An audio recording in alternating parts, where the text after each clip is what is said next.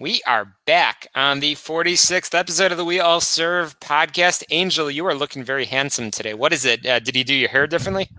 I did. I kind of got a little teasing going on, and got my extensions. Later on next week, I'm gonna have cornrows. See, I will just start. Usually it takes a minute or two to get to this point, but I will start by saying that if you are just listening to this podcast, you're making a big mistake. You're making a big mistake, and you've got to tune in live to these conversations because you have to see those dreadlocks that Angel's wearing really nicely. And yeah, I'm growing my beard out. Are you? Yeah. Oh yeah, absolutely. That sounds good. But yeah. Angel, what else should people do once they are sort of browsing around online? Well, once they're done saving and screenshotting, so they can send it to their daughters and say, "Don't date any of these guys." What they should do is they should share and like and tell people about the show and subscribe, and just engage with us and message us while we're on the show. If you have questions or you have concerns or just want to have an input, we'd love to hear from you. Well, I'm glad you said that because actually our guest specifically mentioned that a couple of minutes ago that he would love to see some engagement. So I promised I wouldn't show any of the weird comments that come up. Maybe just one or two today. But we always have. It's funny. I don't even put it up on the screen, Angel. Sometimes, whenever we say 82nd Airborne Division, you get all these wackos that pop up there and they're like legs. Yeah, it's just come on, okay, something actually substantive, please. But either way, no. Today's guest should be super exciting. But before I introduce Captain Brouker over here, I do want to also give a plug and a shout out for our conversation next week, which is taking place at the same time next Tuesday. We are going to have the retired Sergeant Major of the Army, Dan Daly. Very excited for that conversation. That will be awesome. And SMA Daly and I have had a number of conversations over the past while, and I mean he is just awesome, and the opportunity to speak with the retired top enlisted leader of the United States Army. And it always excites me when these guys want to come on, and we've had incredible guests. Today's guest included, and it's so. And Stanley McChrystal's like this, Dempsey's like all these incredible individuals are all like our guest today, and like Sergeant Major of the Army, and they walk the talk, and it's not their service and their career and their lifestyle wasn't about having an image. It was about service, and that you can't just put it down one day. It's part of who you are. Well, Angel, I have to tell you the truth. In order to book these guests, I actually had to tell them that you were somebody else, and then it's sort of just like this crazy wild Thank surprise. God. Come on, and it's Angel Torres, and there he is. But there he is. Surprise. But all kidding aside, how's your week been?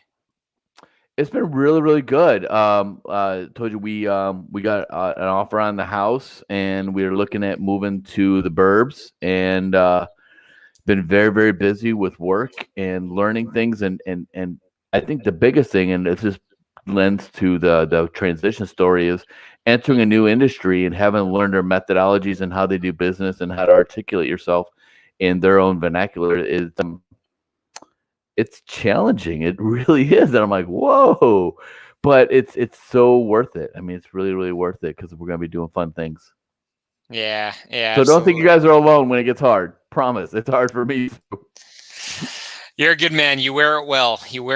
So let's jump right in. Very excited for our guest. I'm going to bring him here on the screen, but I got to read some of this bio, only a portion of it, and truly a pleasure to have Captain, United States Navy retired, Dr. Mark Brouker. And Mark has many titles, including PharmD, MBA, all sorts of acronyms that I don't even know what they are. But I know that the title that he's perhaps most proud of is that of wearing the rank and wearing the uniform in the United States Navy. And Captain Brouker served for over 20 years in the United States Navy and is currently a dynamic speaker, author. The book is called Lessons from the Navy. We'll talk about that. He's an author too. An author, too. That's one of many, many titles. It served as in the United States Navy as a hospital commanding officer and a regional chief of staff, corporate vice president, executive coach, leadership consultant, and has spoken in, I think it's something like 20 plus countries around the globe on leadership. So really, really tied into this message of we all serve, discussing leadership lessons learned from time in uniform. So without further ado, Captain Brouker, welcome to the program. Well, thank you so much, guys, for having me. I'm really excited. Great intro. I feel like I've known you for years. We go way back, Mark. Matter of fact, one of those countries I was with you, and you owe me $20 in the next round. I'll cover you. Got it. Really excited to be here. Really excited. Thank you. It's exciting to have you. And so I feel like, as you know, I feel like I'm bringing a lot of Army people onto the show. So when we get two Navy guys together, I feel like the first and the last question definitely gets to go to Angel. So Angel, take it away. Oh, I'd like to hear, PharmD, I get the MBA thing. I get it. Okay. But PharmD, was that tied in with your hospital medical career, or is that something you did after while you were in the service? How did you get in the pharmaceutical business? Yeah, bottom line is that I went to school in Boston many, many years ago. I'm from Massachusetts, and got a pharmacy degree. Hard to do. I'm not the smartest guy in the world, and it's a pretty tough program, but got through it. Yeah, man. I still have nightmares. I bet. I got through it. I took a job in Washington, D.C., a typical drugstore. And actually, I got held up a couple of times back in the 80s. The second time I said, I think I want to do something else. And so I decided to join the Navy. It really was an opportunity to get to California. And I did want to serve my country, but it was kind of a risky thing to do. But that's how I got in the Navy. So that was my entry point. So the Navy was a little bit safer than DC, is what I heard.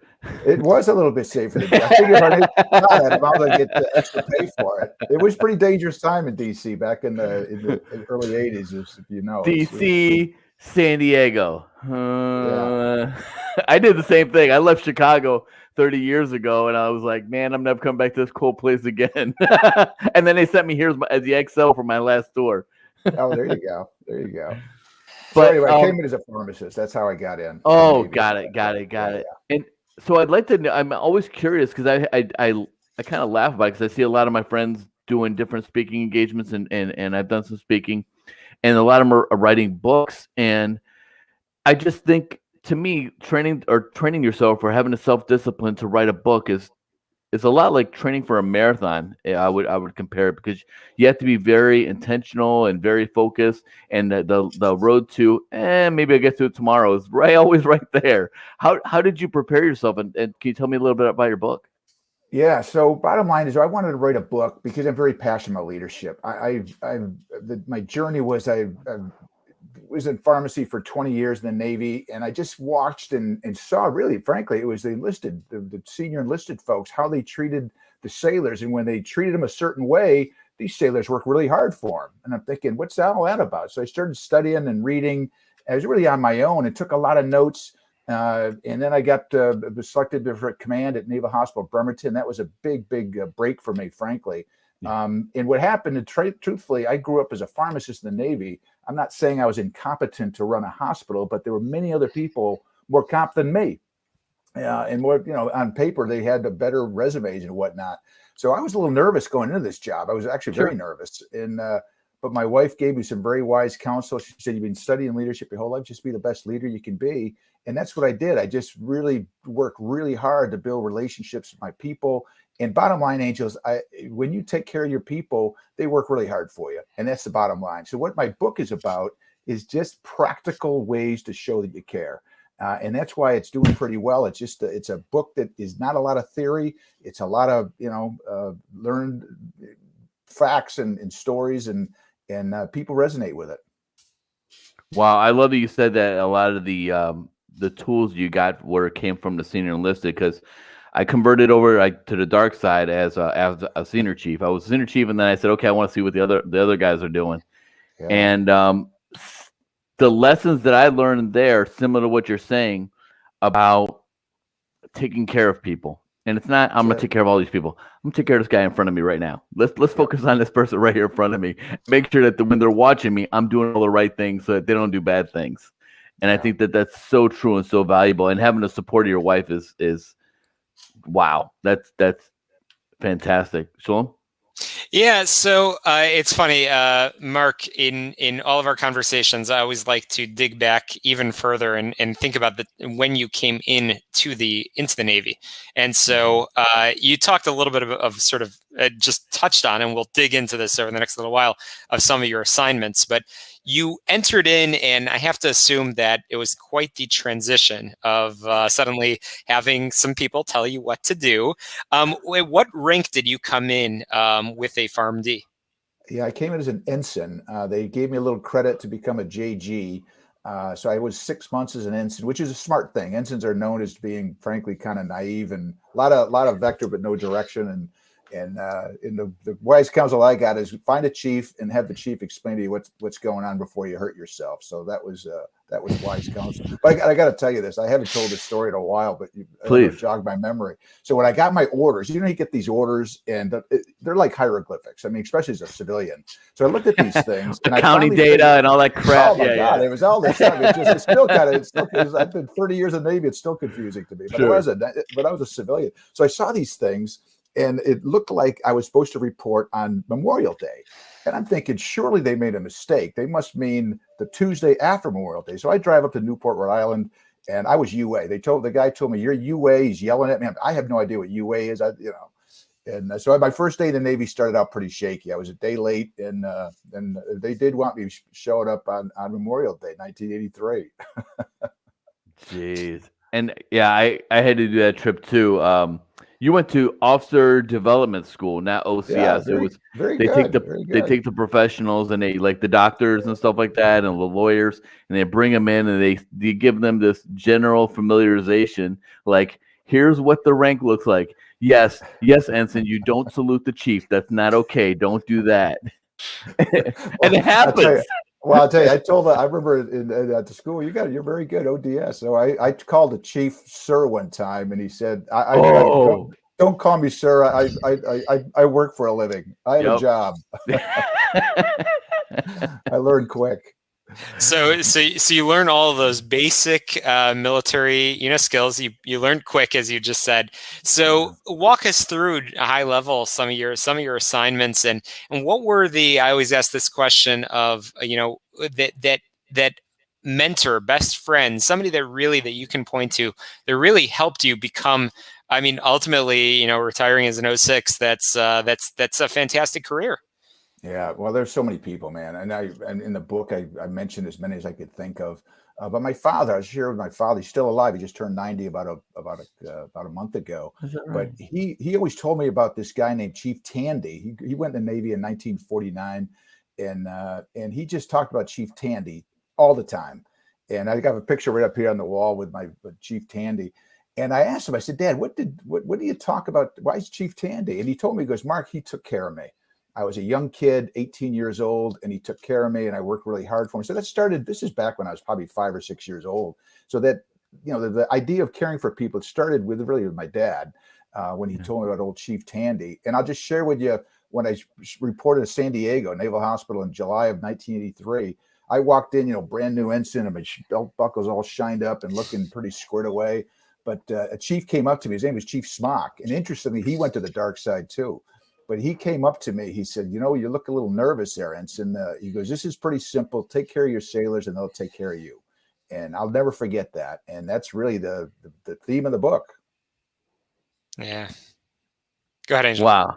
That's great. I was telling Shalom earlier that I'm part of my transition story and some of the things that you help a lot of people with transition and business leaders. And there's just so many lessons and so many leadership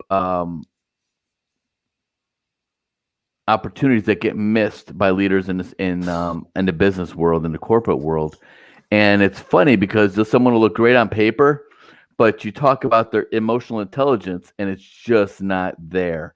Nope. And what are some of the things you do, and what are some of the lessons you bring when you're speaking, and what are some of the most relevant things that the common threads that you see a lot of? Yeah, that's the essence of it. And, that's really amazing. You say that about you. It's hard to find the great leaders. It really is a difficult science. And so what I've learned and what I tell the folks and counsel is a couple of things. One is everything you do as a leader. I mean, every interaction you have with another subordinate, whether it's a text, walking across the highway, it's waving to them or not, or any interaction. Every interaction you have with a subordinate is an opportunity to build trust. Or I would argue, or a senior. Boom. Or it's an opportunity to create fear. And the senior, the wise, I shouldn't say the mindful leaders, the ones who get it, the high EQ, as you mentioned, they understand that and they embrace it. They say, well, I got to build more of those relationships. So they're the ones who are out of their office building relationships. And one of the things I talk about in the book is being visible. Leaders need to be visible. But again, when you're visible, you don't want to walk around with a frown on your face, wringing your hands, and not being looking pessimistic. So, but the point is, there's so many opportunities for leaders to build trust, and the great ones embrace that, and they look for more opportunities, and they know how to act when those opportunities come. And I'll just share with you, the last job I had in the Navy, I had 10 commanding officers reporting to me. I worked for a 2-star admiral. I was a chief of staff, and I would counsel these folks, hey man, just get out of your office, enjoy this job. This is an amazing opportunity, but you're walking around wringing your hands, you're creating fear. And some of them just couldn't get beyond that. And I'll just share from thinking of it. I think a lot of leaders think they can control a lot. And the fact of the matter is they don't control anything. And I told these commanding officers, I said, what's going on in your emergency room right now? Well, I don't know. Well, you don't know. The only thing you do control is how you behave when you're in front of those people. And when you behave the right way, you're going to create trust. Good things are going to happen. You'll know the truth. They'll be more likely to tell you what you need to hear, not what you want to hear. So it's actually a very simple equation, but the execution piece is where it gets a little bit challenging. So what was that aha moment for you when you transitioned from being what I would say, I say this carefully with this choice of words, practitioner, to being a leader? You came in with a degree because of your skill set, but then at some point, it sounds like there was a transformational moment. Yeah, it was really a journey, but I'll tell you what, the thing that really triggered me and it's in the book, but I'll just tell you the quick story. So I was a detail. I was a guy who asked people to move out. You were a Bupers? Yeah, I was a Bupers in Millington, Tennessee. You have my. So I was a guy who's telling people to go to Hawaii, to Iceland with a smile on their face. So in DC or Millington? I was in Millington. Oh, okay. Yeah, 2003 to 6. But that was during the surge. The war was we had 2 wars going on, 150,000 people deployed, Iraq and Afghanistan, and we had to have it was all hands on deck because, as you probably know, Angel, you definitely know this, but maybe some folks in the audience don't. But the Navy supports the Marines, so when the Marines go into the theater, the Navy corpsmen and we have a big footprint. But it was all hands on deck. The dental techs, the corpsmen, and the doctors, and the chaplain. Yep. You got it. And corpsmen, as you probably know, probably the highest number of Medal of Honor winners. But what was going on is during that time is I was a detail, as all hands on deck, and we needed to keep everyone in. And I'd call people up and just have these conversations. I had 3,000 folks that I was responsible for, officers, and I wanted to keep them in. And a lot of them would just say, "Sir, you could send me to Hawaii. You can send me anywhere. I'm getting out." And I said, "Well, we pulled a string on it. It was Angel. It was always bad leadership." They said, I can't do this anymore. And I don't want to say they were traumatized, but I'm telling you, some of these conversations I had, they sounded traumatized, and they had nothing to do with, you send me to Afghanistan, Iraq, I don't care. It's not the reason I'm getting out. I can't stand this boss, and I don't want to deal with another boss like that. Now, most of my conversations, fortunately, were not like that. But my aha moment, the original question was, man, we're losing really good people. And these are good people because it's something we can control. We have leaders who should not be in these positions, and frankly, maybe haven't been trained. And that was my aha moment of the power of leadership is really what it boiled down to. So you had when I get in the chair, I'm going to do things differently moment. Yeah, I just, I was studying this stuff for years, many, many years. I just read all the books I could get my hands on. But that was when I saw that the power of this thing and all these leaders that were, frankly, bad leaders, they were uncaring. And that's what their perception was. I didn't even know who these people were, but they said, this guy doesn't care. This lady doesn't care.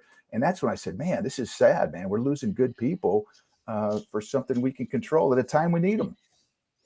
I think There are things we could have controlled back then. We were running 2 wars on 2 different fronts at that time, and Yep. and the SEALs and the Special Forces were spread out a bunch of different ways, and I think the op tempo was contributing real heavily to that. And I think that at some point, during the filter, where you got the the guy who's just paying off his medical school loans and his obligation, because when they come in, they will work for a certain amount of time, and then they're done, and they don't owe the military any money. But the people that were above them didn't have leadership skill set. Right. They didn't know how to manage the stress and the up tempo, and it was basically a finger in the chest kind of leadership style. And the guy's like, I don't need this. Exactly. That's And I'll just share with you, man. So I just had a coffee with a buddy who in DC after the war, and he was traumatized. And he got some therapy, and he was getting some incoming for like 24 hours in Kabul. And he's traumatized by that. He went to see some therapy, and it was all good.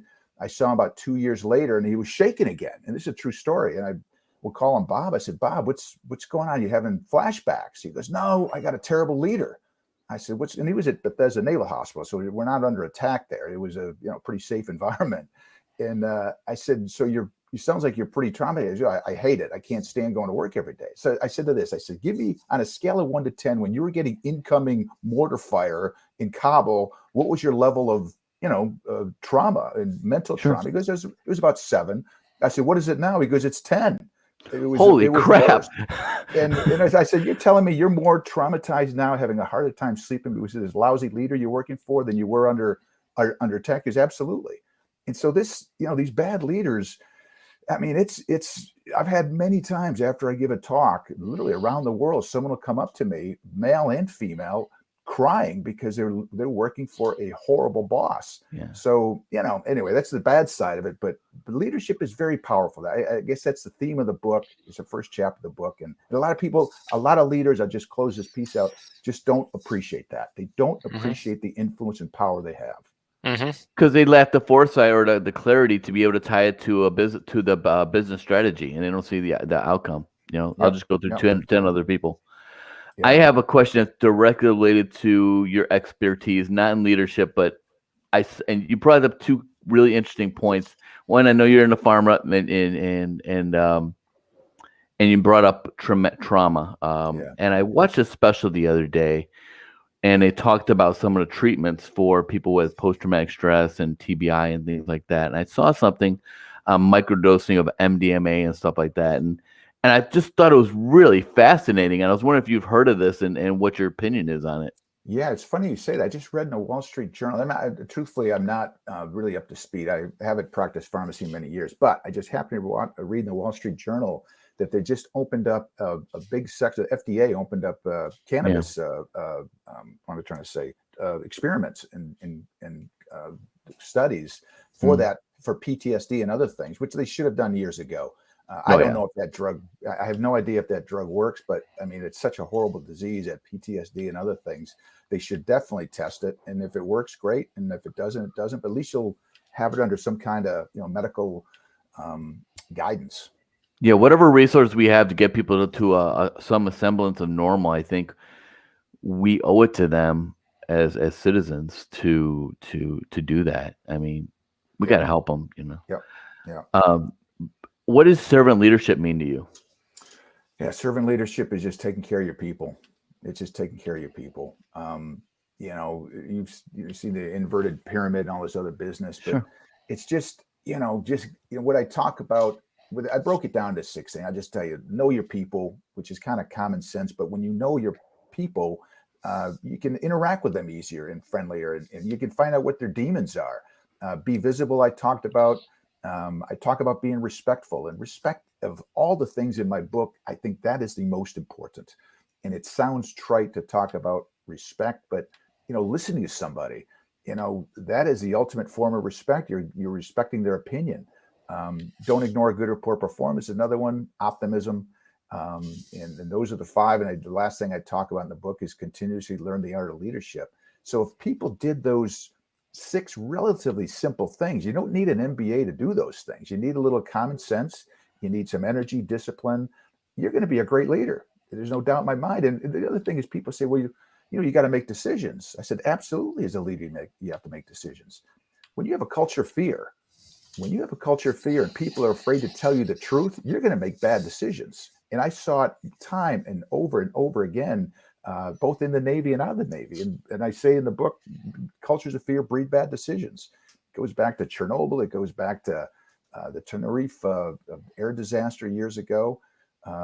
So it's a simple concept, but again, it's difficult to execute in the barrage of stuff we got coming at us. What's a really big success story you've had that you just reflect back on and go, man, I found my path after the military. Every road has led to me having this moment. Yeah. Can you tell me about one of those? Well, sorry, Shalom. Oh, you're good. Doing this right now is, I mean, this is the ultimate for me. And I'll share with you, and I know you do work, Angel, with people, folks transitioning, because that's a tough transition, man. And I don't think I do a lot of pro bono. Actually, it's all my pro bono stuff. I do a lot of pro bono stuff, just helping people transition. And I just warn them. I said, dude, it's going to be hard, and accept it, embrace it, but you'll get through it. You'll get over the bridge. But for me, what happened is I was going through the TAPS class, which is the Navy, little 1 week transition. And they basically help you out, wear a tie and resume. It's kind of just rudimentary stuff, but it's good stuff, but it doesn't really dig deep. And I just told the guy, I showed up on that Monday morning. He said, there's going to be a job fair on Wednesday afternoon. I told him, I said, hey man, I can't come Wednesday afternoon. I got to go to the job fair. And he goes, no, you need to be here. I said, no, I need to get a job. I'm going to the job fair. And he takes me, Angel, by the shoulders. He goes, no, you got to be here. He goes, what do you want to do the rest of your life? I said, I don't know, but I got to get a job. And he looked at me again. This time, though, he looked at me and he said to me, he goes, Mark, look at me. He goes, what do you want to do the rest of your life? And I'm getting chills now because when he said that, it's a powerful thing, man. It scared the hell out of me. Yeah. He goes, your job is to come to class, because at lunch, go to the beach. This is at Coronado, beautiful Southern California. And you think about what you want to do the rest of your life. And that's what I did. And I said, I want to write a book. I want to talk about leadership. I want to do something like this. What an amazing opportunity for me. So, but it took me a couple of years to get this thing going, but that was my moment. This guy forced me to go figure out what I want to do the rest of my life. And once you figure that out, man, it's off to the races, but that's a tough hoe. It's terrifying too. It is terrifying. It's terrifying. Go ahead, Shalom. Totally wild. And Angel, I'm loving this. And I told Mark before we went live that I feel like I have to take a back seat over here as the Army guy. But on that note, Mark, so I know when we speak about this, the show title is We All Serve, which you certainly have continued to serve, and we'll talk about some of those examples in just a moment. Definitely, the backbone has been your family, and I know your wonderful wife Chris continues to volunteer many hours at the Naval Medical Center in San Diego. But I have to say, I understand your daughter Shayna is married to an Army officer, so I just want to talk about that. So you clearly did something right in your career. Yeah, Joe's out now, but he did 10 years. Great guy. They're in England. They just moved to England about a month ago. Get out of here. He's working for a triple, one of those agencies. Yeah. He's an Army intel guy, and he took our grandson out to England, which I'm not happy about. But and my daughter, I'll just share, she served. She worked as a public affairs person with the VA there in Tampa, so that's pretty cool. That's awesome. And just on that note, just in terms of your career, I mean, it sounds like your family has been a part of that journey. Yeah, I thought about this a lot. I didn't put too much in the book. I obviously thank my wife, but in my opinion, again, there's no science to this. It's just my opinion. But talking to a lot of folks, I think in detail, when I was at detail, I had these deep conversations with folks where they want to stay in or get out. And this is outside of the leadership thing. But I found that if your spouse is on board with this thing, you're excited about your next assignment and you're excited about your Navy or Army career, whatever, Air Force. But if your spouse is not on board, man, that's tough because, it's just you're taking him or her away from a job, and that makes the kids a little bit more anxious. So I truly believe that I speak for myself, and my key to my success is my wife was on board. she made these moves exciting. She got the kids excited about it, and I just owe her a lot. So would you do it all over again? Bottom line, okay. You didn't even pause over there. But in fact, I didn't want to get out. You know, in the Navy, I think it's across DOD. You can do 30 years of commissioned officer and you got to go. So I got the letter from PERS, Navy Personnel Command. It was a nice letter. Thanks for your service. But it kind of broke my heart, man. I would have stayed in until I was walking around. You know, back in World War II, these guys stayed till they were 50, 60, 70 years old. But those days are over. Speaking of 50, 60-year-old guys, my best friend, we were enlisted together. He just was selected last week for captain, and he's an LDO. You're limited to do admin type. Sure. And the interesting thing that you said about servant leadership, and he gave me an example this week. Shalom, you're gonna not believe this, but I actually went to a Cubs game. I was very reluctant. If my best friend would have come into town and just made 06, I never would have stumbled into Wrigley Field. But I did it because he's my boy and he made captain, right? There we go. So we're sitting there, we're having a conversation, and he says, and it's something that you just said. He said, at the end of the day, I walk out of the office because he works for Chief of Naval Personnel. He's the chief of staff for Chief of Naval Personnel, and he looks over at the chief and he says, "Chief, can I go home now?" Now here's an 0506 select, and he wants everybody to know that he's checking out with the chief. And if he's got to check out with the chief, guess what? And it's about those opportunities, like you were saying, to set the example and to be that leader, and that just transcends, and it's just very interesting. And to me, I was like, I get it. Yeah. And I tell you, for me, I'll just say, when I had my team coalesce, and it takes a while. I mean, building trust doesn't happen overnight. I was in command 3 years, and it probably, 6-9 months, we started gelling. But when I got to a point, and not all the times when I was in command, but when a challenge came up, it was like we had the earthquake in Haiti, and they were going to take basically my entire C-suite, my board of directors, away because they were going to deploy. And I was in a good zone then. I said, yeah, this is an opportunity to build more trust. Here's another incident interaction where if I maintain my composure, I give other people leadership opportunities, and just look at this as a great opportunity to build more trust. That's a great place to be. And I can't say I was always like that. Sometimes when a crisis happened, I had to go back in my office and just kind of really think things through. But man, for me, the beauty of what I love being about a leader is, helping people, making a difference in their lives, opening doors for them. But also when a crisis happened and that team comes together and things click, it's like, can't put a price tag on that. Did you have the days where you wanted to kick the dog and you just kind of went home and said, I screwed this all up. I just totally suck. Oh God. Yes. But I'll tell you, there's an opportunity, man. I got to tell you, I used to teach at Chapman. I don't anymore with the online thing. It was just kind of a pain. I didn't like it, but life was fun. But this kid in the back of the class, Angel, never rose his hand at all during the class. I'm about to shut the class down. He raises his hand. He goes, well, I got one question for you. What do you do as a leader when you make a mistake? I said, dude, that is a great question. And I turned it back to them. And because they talked about this interaction, I said, is that an interaction? Yeah. I said, well, you can do it. You can handle that two ways. One, you can own up to it and say, I screwed up, and I'm going to learn from it. And what does that do for you? Is that going to make you have more, endear yourself to that leader? Absolutely. As opposed to bullshitting them, frankly, and put into somebody else. They're not going to, everyone knows it was your bad. So own up to it. And there's another opportunity to build trust. So when I made mistakes, and I made a lot of them, I just go in there and say, hey man, I made a mistake, and we're not going to, I'm learning from it. But I think the people appreciated my honesty. And I wasn't the smartest guy in the room. I knew that. I needed them to tell me the truth. And that's what I tried to do, create a culture where they told me the truth. Yeah, that's an incredible career, and really some really great stories. So you've mentioned it several times. You wrote a book, which I'm sure that was quite the journey. It's called Lessons from the Navy: How to Earn Trust, Lead Teams, and Achieve Organizational Excellence. And so let's talk about the book, where people can find it, and as well as Brouker Leadership Solutions. And I know you've continued, as we always say, continued to serve. So let's touch on all three of those points, and as we come to a close in our conversation. Yeah. Real quick, the book you can find at Amazon, Barnes and Noble. Actually, I found a couple of Barnes and Noble in my travels, but probably probably the easiest way to get it is, the old Amazon Prime, Barnes & Noble website, or even the Roman and Littlefield, but Amazon Prime is probably the easiest way.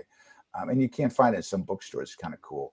Broker Leadership Solutions, the website is up, and I just, I don't have a marketing plan for my business. I just give talks. I used to. Now it's all online, but people like to hear what I have to say. And there's always somebody in the audience who says, "Hey, I want you to come to talk to my group," and I never turn down a gig, whether I get paid or not. If I have time, and I don't think I've ever turned down a pro bono opportunity, because my mission is I want to get the word out. I want to let people understand how, frankly, the concepts are simple, but I just want to help people on their leadership journey. And the third thing was, the Honor Foundation. So I used to do quite a bit of work with the Honor Foundation. And it's a nonprofit here in San Diego, and actually the campus is in Lejeune and I believe in Norfolk now. Just a great little organization, and they help mostly Navy SEALs and it's definitely Special Forces, but mostly Navy SEALs, because it started in San Diego here. Help transition. And Angel, we touched on it a little bit. Really tough for all of us to move on. You think for Special Forces how intense that job is and how rewarding it is. And how meaningful it is, and then they get out and they're trying to find something as meaningful, and that's a really tough job. So I was doing some work with them. I haven't done anything in a year because of my business kind of got really busy with the book, but hopefully I get back with them soon. And basically I just help these mostly young men, but a couple women have gone through the program transition. Yeah, people think, I think what I love about organizations like Elite Meet and Honor Foundation is, for a lot of us, not all of us, but we might have an opportunity to go to school. We might have an opportunity to socialize our resumes and experience things. When you're a Special Forces guy, your op tempo is here, yes. And your level of delivery is always top tier. But finding the organizations in corporate that are going to align and challenge you and fulfill you in that meaningful way is very challenging, and the cultural alignment is very, very challenging. So it's great that we have organizations like Ranger Foundation, and also honor.org, of course, Honor Foundation. They're all incredible organizations that help bridge that gap. Yeah, and this is the last thing I'll say is I don't think I ever met a Navy SEAL in my 30 years in the Navy. I was a pharmacist, so the pharmacists and SEALs don't run with the same crowd, but I've worked a lot with these guys, and they are so talented. And if I was in business, my business is very small, me and another buddy. But if I had a business, and I'm telling you, man, I'd jump all over it. I'd hire these guys because they are so talented. They're hidden gems, and obviously any veteran, you serve your country, you have experiences most people don't have. But we'll leave it at that. Perfect. Well, thank you so much for coming on, Mark. I personally really enjoyed the talk. I look forward to bending your ear more after this, after we get off the cast. And Shalom, you got anything you want to say? And then we'll talk about next week's guest. No, all good. Again, Mark, I agree. Really, really great leadership lessons, and you certainly exemplify. Again, we all continuing to share your lessons from service and paying it forward. So, thank you for all that you do, continue to do. And on that note, actually, just before we close episode 46 of the We All Serve podcast, again, encourage all of our listeners, fans, if there are any out there, to come back here next week to the same place where we get to go on my turf and we get to talk some Army with the retired Sergeant Major of the Army, Dan Daly. It's going to be a fantastic conversation. So tune in, and again, make sure you're clicking subscribe, rate, review, share. Makes it easier for others to find the podcast and to participate in these conversations. That's what it's all about. Again, even if you take one nugget from the conversation, whether you've put the uniform on yourself or you're serving the community, there's always something to learn, and that's what this conversation is all about. So, Angel, last word over to you. Thank you, Mark. Thank you for everything you've done. Thank you for everything you continue to do, and I'll see you guys next week. Thank you. Thank you, Angel.